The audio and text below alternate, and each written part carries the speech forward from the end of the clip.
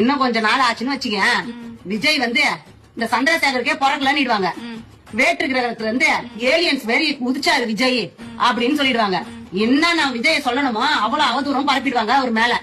அவங்க வீட்டுல ஏதோ பிரச்சனை, எல்லார் வீட்லயும் புருஷ மண்டாட்டிக்கு சண்டை வரதான் செய்யும். எந்த வீட்டுல புருஷ மண்டாட்டி சண்டை இல்லாம இருக்குதுமா? ஒரு வீட்டை காட்ட சொல்லுமா யாரையாவது? இந்த நியூஸ் சேனல் காரணங்க இருக்கிறானுங்களா, எது போடணுமோ அதை போட மாட்டானுங்க.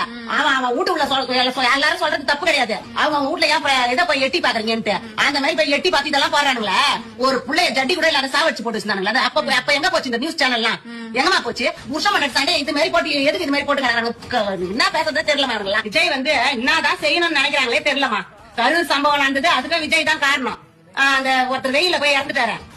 அந்த வெயில அடிக்கிற நேரத்துல மீட்டிங் போட இடம் கொடுக்குறாங்க. 5000 பேருக்கு மேல போகக்கூடாதுன்றானுங்க.